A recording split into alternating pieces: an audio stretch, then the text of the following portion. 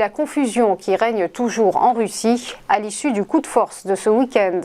Ce lundi a été déclaré jour chômé afin de permettre un retour au calme dans le pays. Après le début d'une marche sur Moscou, puis sa volte-face, la milice Wagner s'est retirée de Rostov. Un accord a été signé entre son chef Evgeny Prigojine et les autorités russes. Le régime d'opération antiterroriste instauré à Moscou et dans sa région samedi suite à la rébellion du groupe paramilitaire a été levé. La mutinerie aura donc tourné court, mais elle a déstabilisé le Kremlin de manière inédite. Vladimir Poutine, affaibli, va devoir tenter de réaffirmer son autorité, alors même que l'Ukraine a lancé, vous le savez, début juin, une contre-offensive pour reconquérir ses territoires occupés par la Russie. On poursuit avec ce méga projet lancé par Total Energy et Aramco.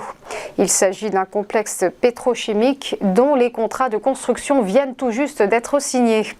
Exploité par les deux groupes, la raffinerie de Satorp va donc accueillir l'un des plus grands vapocraqueurs à charge mixte du Golfe. La capacité de production vise 1,65 million de tonnes par an d'éthylène et autres gaz industriels. Les géants pétroliers français et saoudiens avaient déjà finalisé le projet en décembre dernier. Coût de l'investissement 11 milliards de dollars et 7000 emplois locaux directs et indirects de créer. Terminons par la petite phrase du week-end. La dernière ligne droite contre l'inflation sera la plus difficile. Un avertissement signé la Banque des règlements internationaux. Il concerne les banques centrales au moment où celles-ci poursuivent leur cycle de remontée des taux. Dans son rapport annuel, la BRI explique que le resserrement monétaire généralisé n'a plus été aussi fort depuis les années 70. Stabiliser l'inflation demande des efforts, mais un ajustement trop lent pourrait nécessiter encore plus d'efforts à long terme, souligne le directeur général de la Banque des règlements internationaux, Augustin Carstens, qui alerte également sur le fait que pour la première fois depuis des décennies, inflation et instabilité monétaire évoluent en tandem. Venons-en au point bourse et le rappel de la clôture des marchés vendredi dernier avec des places européennes en berne, refroidies par de faibles perspectives de croissance, avec un CAC 40 qui a chuté de moins 0,55%, terminant à 7163 points.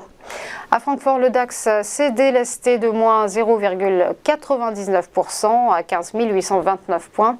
Quant à l'indice britannique, le FTSE, il a rendu moins 0,54% à 7 461 points, alors que l'IBEX de Madrid, lui, a perdu moins 1,06%, tandis que le MIB de Milan a décroché de moins 0,73%. À Wall Street, les indices européens, étaient dans le négatif aussi.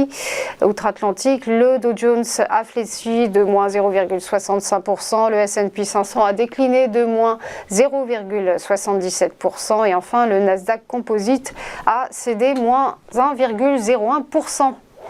On va terminer par notre traditionnel coup d'œil sur le Nikkei. L'indice japonais ce matin clôture en baisse de moins 0,25%. Voilà pour les news, on reste ensemble et on se retrouve juste après pour Chronocac et l'ouverture des cotations. À tout de suite.